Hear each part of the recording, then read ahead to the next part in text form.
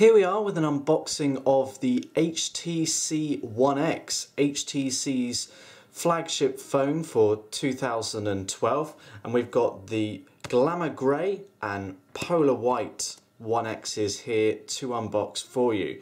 So without further ado, let's begin the unboxing. So they're identical packaging with the exception of the colour shown on the outer cover here. So we've got HTC One X. This is recyclable packaging, it's environmentally friendly.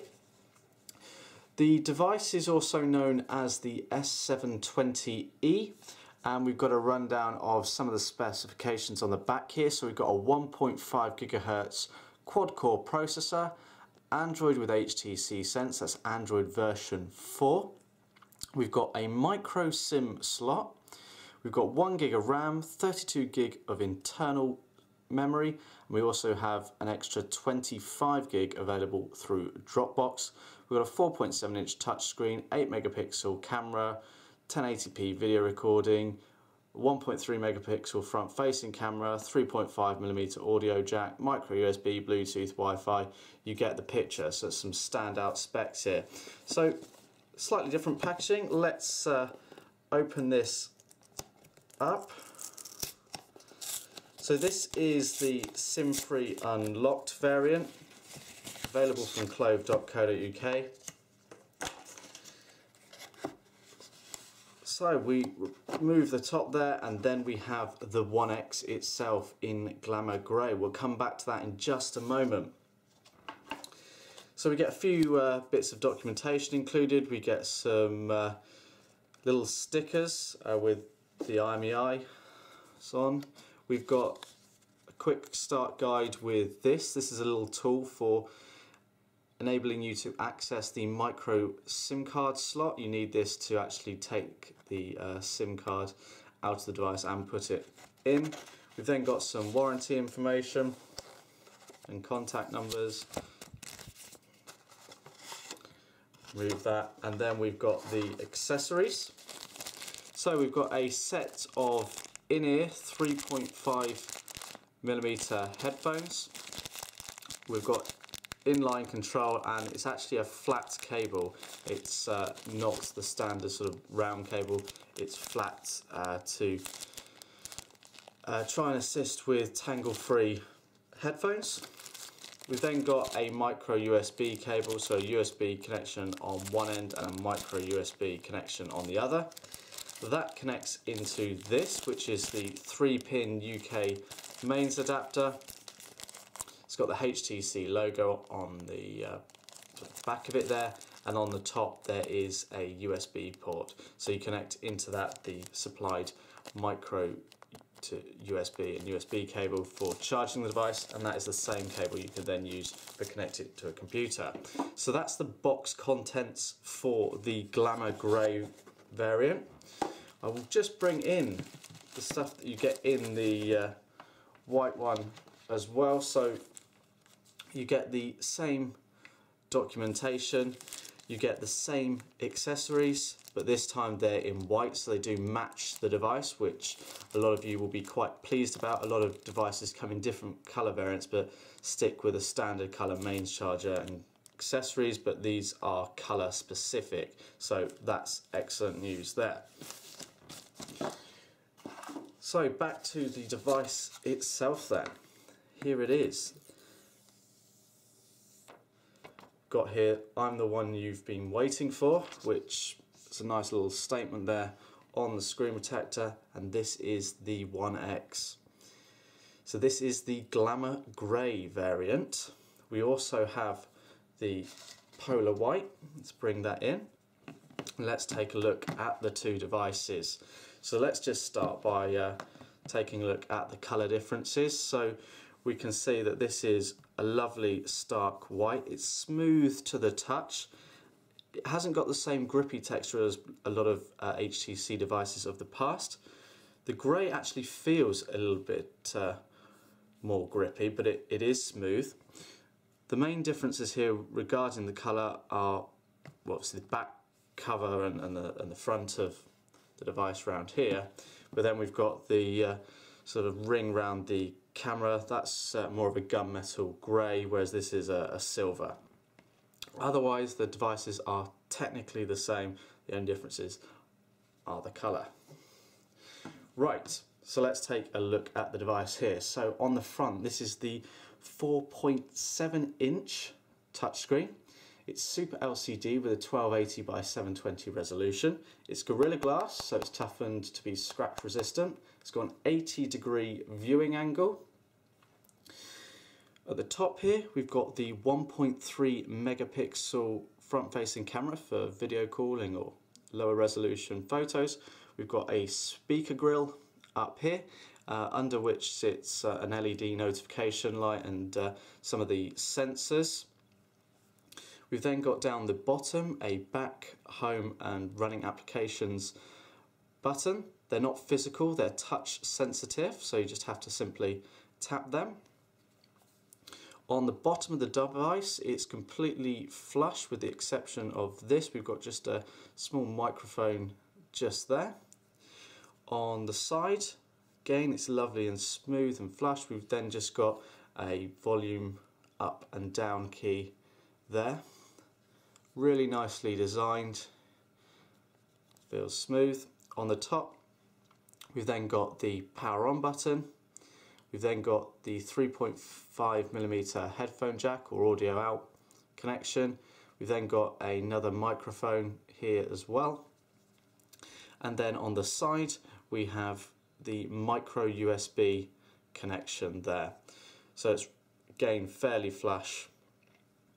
On the back we have the camera. This is an 8 megapixel camera with LED flash. It records in 1080 and it has a flash that automatically adjusts based on the lighting conditions. So it's not just a pure flash, it has 5 settings to adjust the flash sort of sensitivity and brightness to try and get you the best picture possible.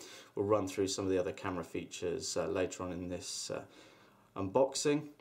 We've got the micro SIM card slot and there's a little hole there to release the SIM card module, so we pop that in like so, and that's where we put the micro SIM card in, and then we close it up like so. We've then got the HTC logo on the back here, kind of embossed, so there is a texture to that when you touch it. We've then got some little connectors here. This is for accessories such as docking stations to allow the device to communicate with the accessory.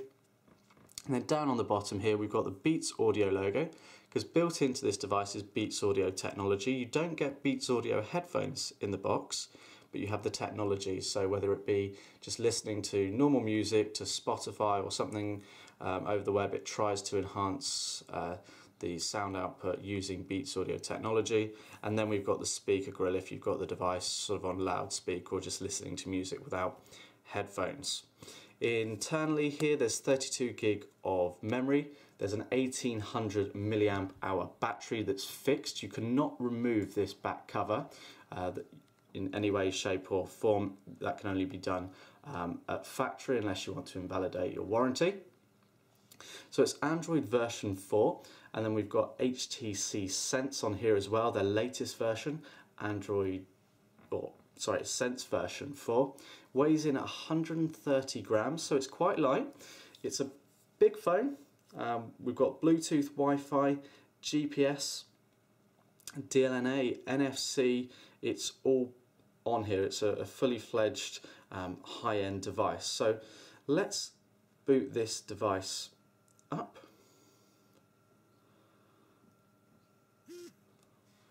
So it's going to run through the boot up sequence here. So this is the first time we've switched this one on. And just whilst it's booting up, let's show you the white one here as well, just for comparison's sake. Now we've actually set up this white one already, so we'll probably run through a lot of the demonstration actually on the white one, but just show you the boot up sequence on the One X in grey. So the HTC One X is now booted, so let's unlock it and we can go through the setup procedure here. So we can select a variety of languages. Not the most extensive list, but let's stick with English. Then tells us how to insert the SIM card. We haven't done so in this device, so we're just going to skip that. We can set up mobile data connection or Wi-Fi. If we had a SIM card set up, we could put the mobile data. Let's just skip through this. The boot up process is very similar to a lot of other Android devices. No differences to speak of, so we can connect to the Wi-Fi here. So let's just skip through this. Then gives you the ability to transfer some of your stuff, set the date and time, and we can then finish, and it boots up into the pre-configured home screen. So that could just take a few seconds there, and then it comes up with some tips to get you started. And then we're into the Android experience on the HTC One X. So we're going to jump over now to the white version. This has been set up with a lot of customization to give you an idea of what can really be done here. So here we are at the lock screen. We can come out of it like so and unlock the device, or we can actually go into certain things by dragging the particular icons into this sort of center ring. So we could go straight into the phone, and then what I can do is I can dial in a number here. So this is the dialer. It's going to auto refine some of my contacts to help me get to the right contact if I'm actually dialing a contacts number, or otherwise I can just dial straight in a new number if I choose. I can then go through to my people list, select certain contacts and ring them from here. If I've got groups of contacts, I can go into them that way, or I can even go into my call history and call someone within my recent call list. So that's the dialer. Let's go back completely to the home screen. So you can see that what I've done is I've customized some of my home screens here with different widgets. So we've got the ability to actually group shortcuts and applications. So I've got one here called social, and in here are connections to some of the social networks, and I can then go into each one, can add things to it by clicking the add icon, or I can drag items to it if I chose. If I put that there, that would go into that group, and I can move it about like so. Just go to a blank screen here, and if I press and hold, we get this come up, and this is where we can then add things to our home screen. So you can see I've got the blank screen selected, but I could choose another one and scroll along at the top like so. Choose this one. Now I'm refined into photo album here, but I can select all widgets, and I have a variety of actually 26 screens here of different types of widgets that I could add to that screen if I chose. All I need to do is simply select the one I want, and it's gone and popped it on the screen. Because this is a clock, it's asked me to choose a location, which I'll do, and there it is now on the screen. So lots of options there. I can refine it by, for example, clicking FM radioing. That gives me the different widgets available for the radio. I can search if I chose. I then have the ability to add shortcuts for particular applications or other shortcuts to popular features of the phone. So I could put a settings shortcut up like there, and then I can choose which setting I want the shortcut to. So shortcut to Bluetooth. I can come out of that, and then I'm at the home screen that I've customized. Press and hold, and I can remove it. Press and hold, and I could move it about on that screen. Press and hold again and remove it. So let's go back to the main home screen. So the shortcuts you have can be fully customized, so I can take this here, but that's how I like my setup. So let's go into the applications. Now I've installed a number of my own applications on here, but you do get Facebook, Dropbox. That comes as standard because you get 25 gig of storage from Dropbox. You get a flashlight on the device, you've got the camera, you've got a mirror, YouTube, Wi-Fi hotspot, Twitter, HTC Watch, that's all there. We've got the ability then to refine them even further, so we can go to frequent applications or ones that we've downloaded. We've got the ability to search for our applications, we've got the ability to go to the Play Store, the rebranded Google Market. So just come back out of there. Then we've got some other refinement options as well, so we can manage the applications, we can edit the tabs. So there's lots of options that we have there. Let's just go into the settings. So just go and show you about this phone. So it comes with Android 4.0.3 with HTC Sense 4. And if we just go to some of the hardware information, you can see that it's a quad-core processor, gig of memory, 4.7-inch display, 8-megapixel camera as per the specifications. Now, whilst this is a quad-core device, so it's really fast and snappy, it does have an extra core to help with the battery life performance. I've been using this for a few days now, and I have to say the battery performance has been very good considering the specification. I thought it would run down very quickly, but so far it seems to be comparable to other devices, if not a fraction better, which is nice to see. So I'm into the language and keyboards here. I've got the ability to choose the system language, so the language of the actual menus. There's not many options here. So we've got sort of Dutch, English, Spanish, French, Italian, Polish. That's it on this UK spec device. We do have more variety when it comes to the keyboard. So we go to Sense Input and we go to the International Keyboard. And then we've got the different language options for the actual keyboard here. So if we go to the bottom of the list, we'll actually see that we've got the Russian languages for the keyboard. We've got Romanian, Nordic, Italian, French. So these are the different keyboards we'll actually get within the messaging applications or email. So you can write in different languages. You don't get Arabic. You can get some more, but at the moment you can actually only get some of these sort of Chinese language options at the moment. So back to the home screen, let's actually show you the web browser. So here we are. Now this is going to the Clove mobile site, so it renders lovely here. If we go to the desktop view, and this is what a full web page looks like as if you were viewing it on your desktop computer. So it's all rendered and pre-configured there. You can tilt the device to landscape and view the page. You can pinch and zoom like that, or you can double tap in and out of the page. Let's click on something here. So let's go to the One X product page on the Clove website.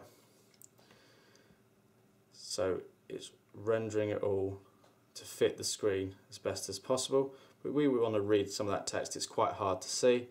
Double tap in, and now the text is much more readable. We could pinch and zoom in further if we chose. So then it can orientate back to the portrait mode. We've got plenty of menu options. It's a different feel on Android version 4 to previous Android versions, but fairly simple to get used to. Just some things, like you don't have the menu button down here anymore. Got this sort of read tab that I guess HTC have put in to make it easier to read. It just shows you the core text, which is quite nice if you're wanting to view web pages. I like that. It makes it a little bit easier for people. You've got the ability to share it, save it, and go back to full screen and see it as a desktop view, and it gets rid of some of the clutter that you may sort of consider around the edges of the device, or the web page, should I say. So let's go and show you YouTube on this device. Here we go, so we're playing one of our videos over Wi-Fi here. Hello, so in this video just want to show you how you can use your Sony Xperia S as essentially a mobile office. Now we know smartphones are designed to do lots of... So that plays that back fairly well. The speaker on this device is quite good. Considering this has got Beats audio technology in, it would have been nice to see another speaker on the device somewhere rather than just down here. If you're a bit picky about your sound, whilst it's good quality from here, it does feel a bit directional, and if you were using this sort of to play your music without headphones in to a group of people, it would probably sound better if there was another speaker sort of up the top here to give you that better audio experience. But that's being a little bit picky. It's not bad. So let's go into the camera application now, and this is one of the standout features on this device. It's got HTC image sense, so I've gone straight into the camera. I haven't selected camcorder here, but I've got both options. So you can see here I've got two icons, a sort of shutter icon, that's for taking a picture, and then I've got the video icon as well. I've then got some other options down the side, so I've got the flash settings here, I've got the complete settings through this icon here, so I can change the resolution, the timer, lots of options including the video options as well.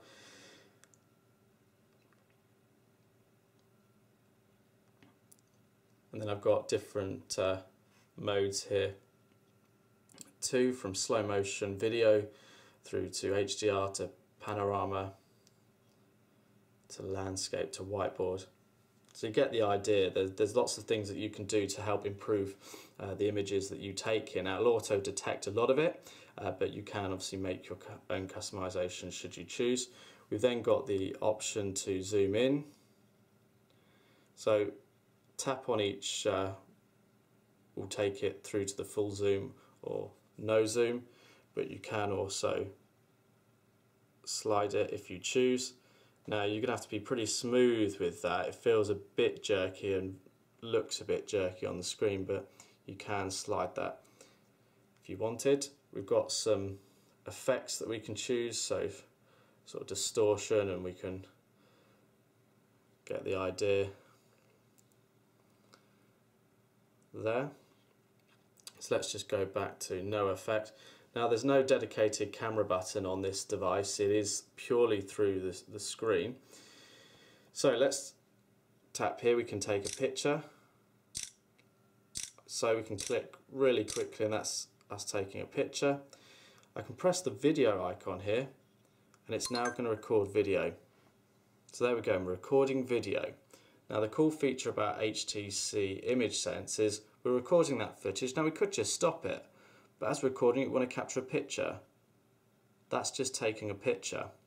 There's been no shutter sounds, so we won't get any shutter sounds within the video recording. We can do it again.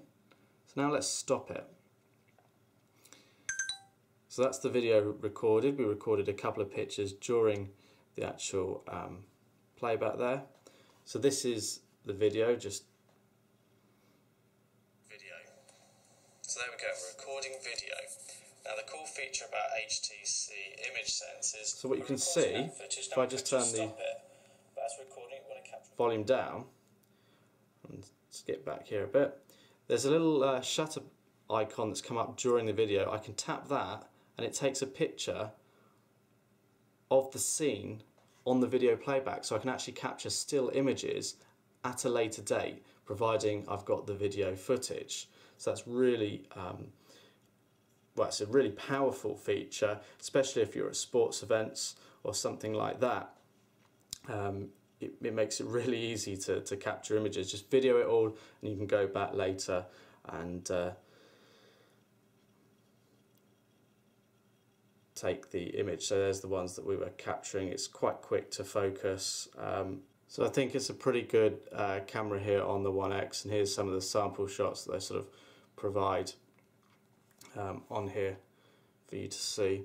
So all in all, it's a pretty impressive device. I like the One X so far. It's a big phone on the first time that you actually pick it up, but as I've been using it over a few days, it really doesn't feel that big anymore.